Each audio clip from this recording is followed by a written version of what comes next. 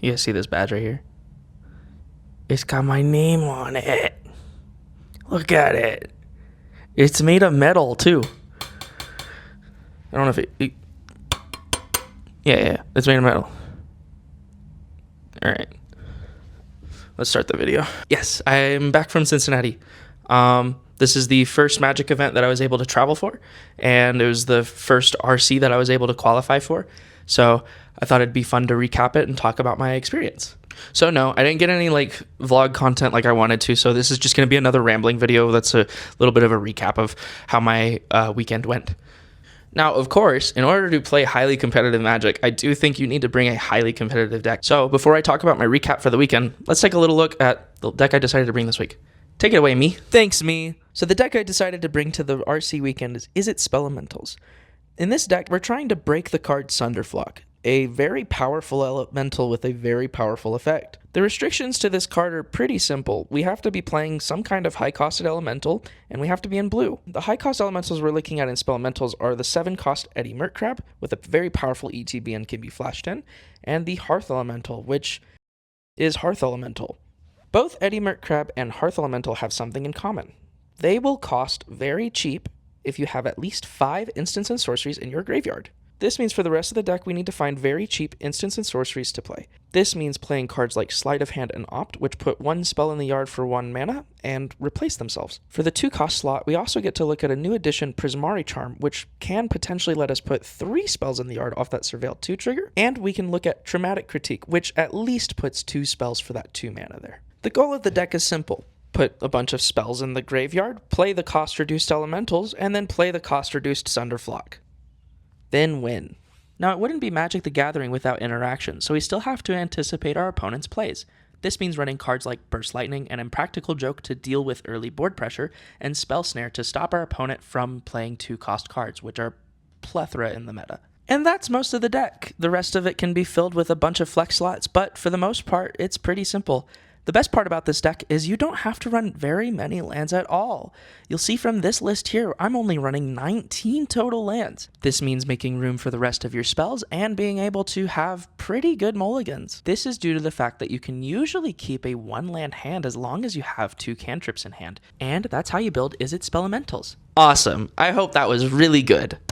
And if it wasn't, I'm sorry. So my round 1 opponent was Jack Yutt, and to say I was surprised by their version of Is It Prowess would be an understatement. Now, as you can see in the main board, instead of opting for Slickshot Show Off or Elusive Otter or Color Storm Stallion, there is no creatures except for Eddy Mercrab, which is not what you want to see when you're playing Spelementals. Obviously, Eddy Mercrab is an elemental, so if only one of their 8 total creatures, if we're counting Storm Chaser's talent, is an elemental, Sunderflock really doesn't do anything, and that makes my game 1 even worse. And I was right. Game 1, I lost the die roll, and my opponent had Storm Chaser's talent, Boomerang Basic Storm Chaser's talent, which is the most hard to interact with board state, especially early on.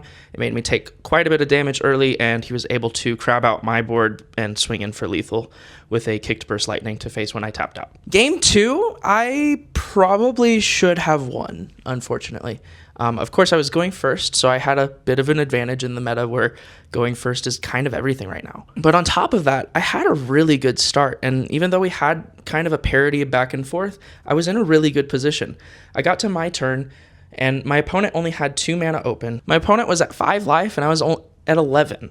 All I had to do was bait the crab out by going to combat first, which I did, and then slowly try to find my answers through the many cantrips I had in my hand.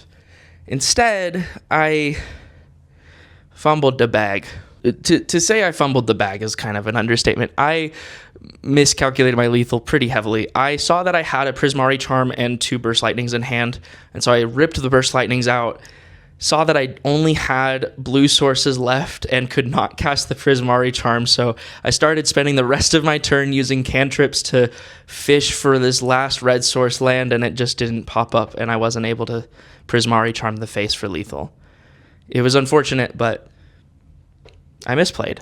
And that's not really how you want to start your round 1 at a highly competitive event like this. Sure, people are going to make mistakes, but the one I made felt pretty abysmal. I didn't feel like I could come back from this, and it honestly kind of ruined the first hour of my day. I went to the bathroom, splashed water on my face, and met back up with my friend to hopefully get some pep talk and, get ready for the next round. Because that's all I can really do at this point is try to win the next game. And I kept having the mindset, I have one loss. I'll just end the day 8-1. And yeah, so we kept playing.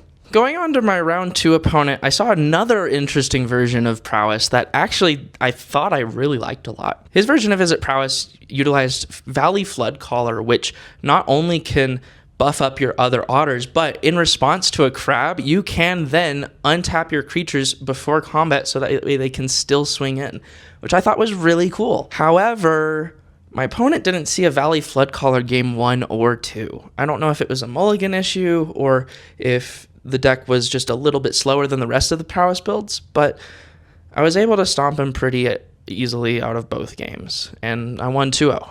So I'm now 1-1, and I get to continue playing more Magic. I can maybe end the day 8-1, and it'll be good. Promise. I don't lose again. Don't worry. Don't worry. Yeah. So I unfortunately go to round 3 and find a very winnable matchup against Azorius Momo, and I just lose. I face against Epiphany Lockman, who she told me afterwards actually qualified for this through a limited series.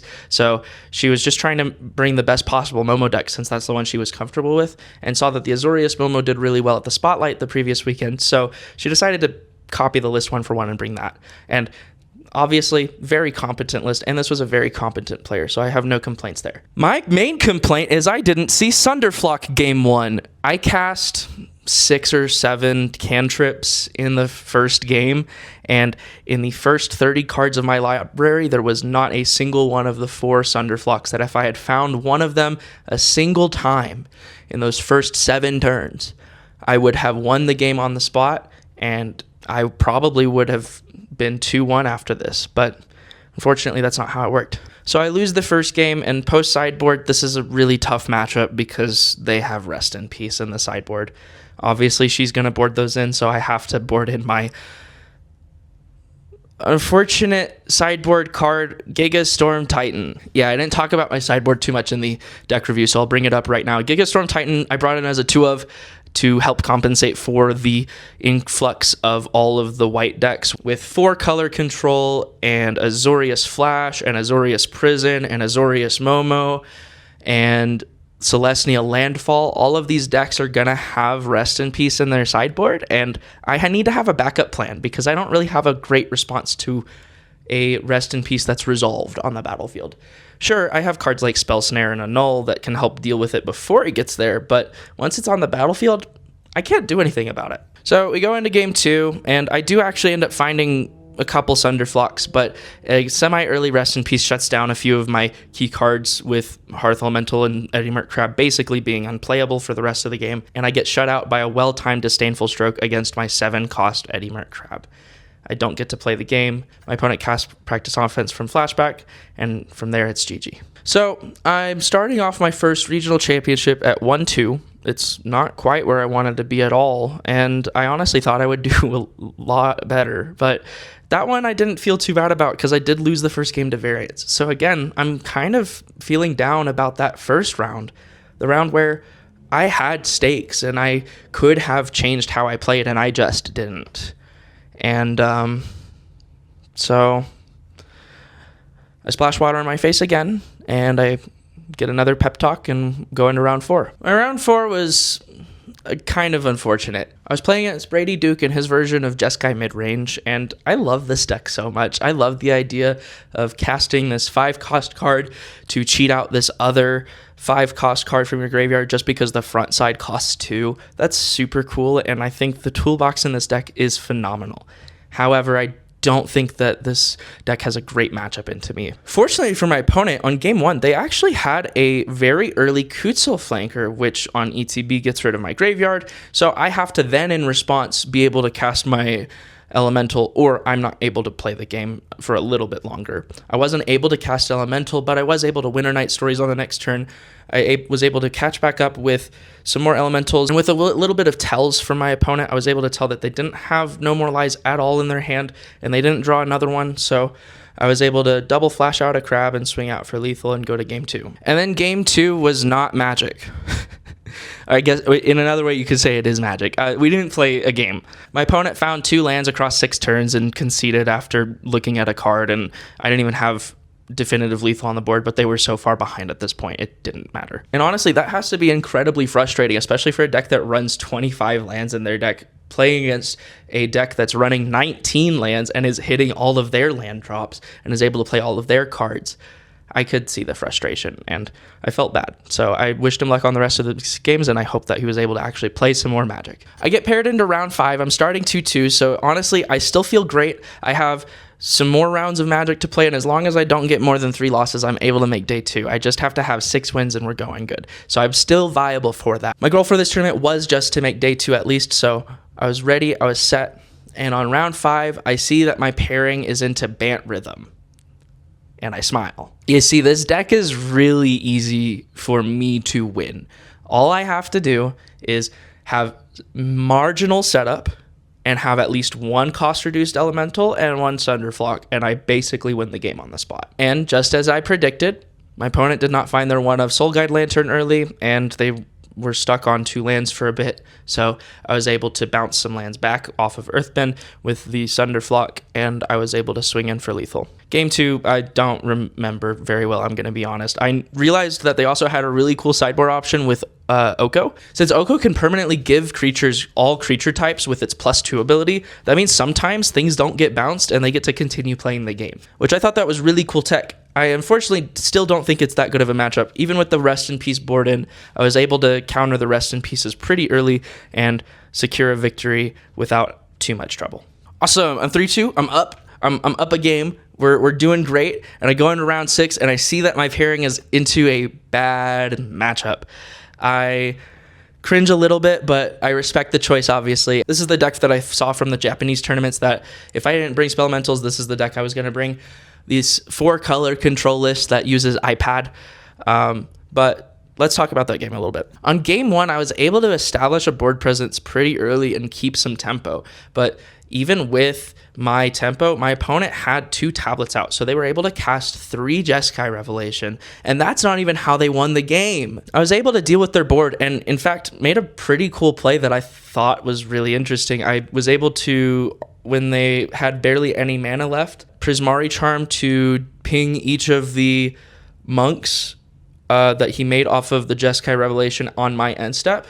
And in response, he had to cast his flashback to keep them alive, but then not be able to flash anything back with the flashback because he didn't have enough mana for anything in his yard. So the monks stay alive, but I ripped a flashback out of his hand, which at this point is a Jeskai Revelation. And even with that incredible play, at this point I am at 5 life. My opponent top decks Traumatic Critique, which is a 1 of in their board, and fireballs me to death.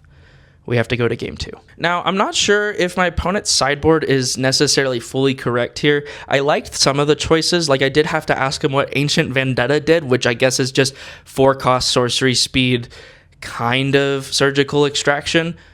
So that was interesting. I don't think he boards that into me because it's too slow, but it was very cool to see. I'm assuming it's really good into the mirror match, so that way you're trying to get rid of all their Jeskai Revelations, but I'm not sure. I'm not keen on that. The main board ends I'm worried about, of course, are Rest in Peace and Disdainful Stroke, since those 2 cards alone kind of shut down my whole game plan. But I'm able to pivot. Obviously, to respond to Rest in Peace, I have Gigastorm Titan, which still lets me play the game, even if though I'm not allowed to play the game.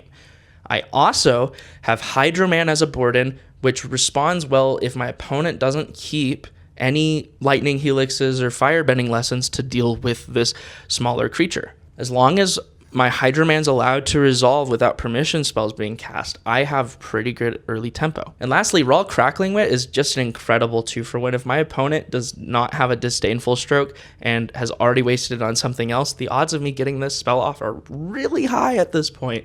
And I can just +1 Raw every turn, keep making otters, and force my opponent to have to deal with that while still building up a hand advantage and playing my other elementals. And that's exactly what I did. Game 2, my opponent didn't find too many actual answers even after a stock up and a consult the star charts. They basically had nothing that was able to deal with my definitive board state and said, let's go game 3. And then on game 3, I didn't see a single board wipe from him yet again, and I was able to establish even more board presence and swing in for lethal, even though my opponent still was able to resolve, I think, one Jeskai Revelation, but they had to use the monks to block. So we're leaving this round 4-2 at my first regional championship ever. I've played against other people that have gone to multiple of these before, and I don't know. My feeling could not be described in any way other than incredible. I think I've done really well up to this point. As long as I keep my record steady for the next 3 rounds, I qualify for day 2 and meet my goal. And then the evil round happens. You know, I thought the control round was going to be the hard matchup, but this one ended up being probably the most unfortunate magic of the day. I got paired up into Is It Prowess, which I've mentioned before is pretty favorable into spell elementals. I'm able to tap down my opponent's stuff more consistently with crabs, and Sunderflock is still an early decent way to block Slick Shot show off, so they kind of still have to have an answer for it, like Boomerang Basics. Game 1, though, my opponent casts 3 Eddie Mert crabs, and I only see 2, and that's basically how they win the game. So I reset, go to game 2, and I'm ready. I'm on the play. I get to do some really cool things, and my opponent's on the back foot, and then he flow states into 2 more crabs, finds 2 more crabs off of top decks, and plays 4 out of the first 25 cards of his deck. I can't make this up. At this point, my opponent's cast more crabs than I have in the last 2 rounds of Magic. Not to mention, the post-sideboard game plan for their deck is actually pretty annoying, with Colorstorm Stallion being a hard-to-target entity. It's really hard to tap down a Colorstorm Stallion because of that word 1 there. With some well-timed get-outs and disdainful strokes, my opponent's able to beat me pretty decisively. So, 4-3. I have 2 more rounds to play, and I have to win both of them in order to make day 2. So I put my head in the game and try my best. I even talked to a local buddy, Reed, for a little bit about his positioning, and he tells me that he's also 4-3. And yeah, so I do also make the lighthearted joke, oh, hey, we're both 4-3, Reed. We could get paired into each other. Wouldn't that be something?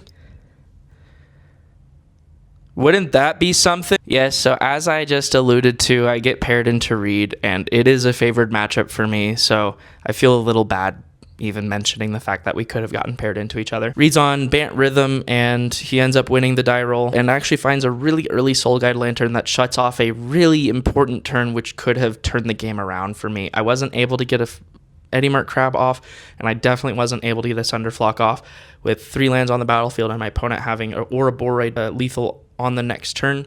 I went ahead and scooped and went to the next game. Game 2, I think Reed ended up fighting his mana base more than me, and I was able to Sunderflock a single time and was able to keep a consistent pressure. And on game 3, I found 2 Sunderflocks, which is basically lethal against any of these kinds of decks. Even with the Rest in Peace possible board, and I was able to respond to them either with a Gigastorm Titan, or I was able to counter the Rest in Peace whenever it was presented. So I reluctantly won this game and am now 5-3. I have 1 more round of Magic to play today, and if I win it, I get to go to day 2. So let's talk about that match. Around 9, I get paired against the mirror match, and I lose the die roll. Now, while losing the die roll is really annoying, you know, sometimes you do get the ability to beat the mirror match by just having better draws or playing better than your opponent. And unfortunately, at this stage of the game, we're kind of just looking at better draws. Game 1, my opponent's able to find more crabs at specific times, more specifically had a double crab turn where they were able to tap down my only 2 attackers, and then on my end step tap down all of the elementals I just played on that turn, which let him just swing in for lethal. Now at this point, it's important to note the differences in our deck builds. I do believe that my deck, while pretty good, my opponent actually had a deck way better prepared for the mirror match. With 2 mainboard get-outs, 2 sideboard get-outs, 4 Colorstorm Stallions in the sideboard, and a mainboard with 4 Traumatic Critique, he's able to fill his graveyard much easier than I am. I opt to go ahead and board out against the Colorstorm Stallion and actually not keep the Impractical Jokes or the Burst Lightnings or the Braids or any of that, and just try to play the best my board possible. On game 2, my opponent didn't actually see any Colorstorm Stallions, so I actually didn't know if they boarded them in, but it should have been obvious that yes, they boarded them in. He just didn't see them. I was able to present a semi-lethal board state that was one off, and then have a Prismari charm that was able to ping face on one of his other creatures with the fire portion of the choose one, so I was able to get that game pretty easily. So game 3, I have to win this one and make day 2, or my opponent has to win this one and they'll make day 2. My opponent has the play, and I think I have a chance, but I don't. My opponent finds 2 Color Storm Stallions, which is basically impossible for me to interact with because I decided that it wasn't worth it. And yeah, I had a decisive turn where I could have held up a Prismari charm for my opponent's Hearth Elemental and was able to block one of the other Color Storm Stallions. But I decided I wanted to play to win instead of playing not to lose. And I knew my opponent might have had a Spell Pierce, but I wasn't sure. So I go ahead and try to rip out the Raw Crackling Wit to see if my opponent has the Spell Pierce. They do. I'm not able to pay for it, so I present my own Spell Pierce that they're able to pay for, and then I concede. I end the day 5-4, and my run's over. I'm not making day 2. But that match was really good. Yeah, I lost. And I didn't do as well as I necessarily wanted to, but there's something my opponent said at the very end that made me think that this was all worth it. After these grueling 3 games in this final round where we're both incredibly tired, my opponent, after shaking my hand, says, "Good games. You played well." And that was nice. It felt sincere, and I would like to believe I also played well. I didn't make any overt mistakes that time, and I got better as the day went on. Yeah, I had that first round where I fumbled the bag really hard, but no, that last match was special. So thank you, Andrew. It was a very good game, and you played well too. So there ends my run at the RC. A few things I wanted to talk about, I guess. I didn't make any super bad plays outside of that first round. There were some times where I thought, oh, maybe I should have done this instead of this. I was weighing my options the entire time, and it was based off of confirmation bias that I decided that I wasn't supposed to make that play, but I don't think I made too many misplays. I think there's been a lot of complaints about the standard meta recently, and I honestly don't think they're incredibly valid. Yes, the format is way too fast, but we also have fast answers. There's rules of engagement, and you have to respond to them appropriately. If your opponent's going to play Llanowar Elves and Badgermole Cubs, you have to have answers for Llanowar Elf Badgermole Cub. But if your opponent's also going to play with Storm Chaser's Talent and Slickshot Show Off, you have to have answers to those too. Notably, the control deck does a really good job at being able to answer both with the same card, and that's why it won this weekend. So for my day 2 at the SCG Con, I decided to enter the LTQ, and I went 1-3 and learned a lot more about sealed and how much better I need to get at that. So maybe that's something worth exploring in another video, or maybe I'll do some arena directs and I can live stream those or something like that. Let me know what you're into.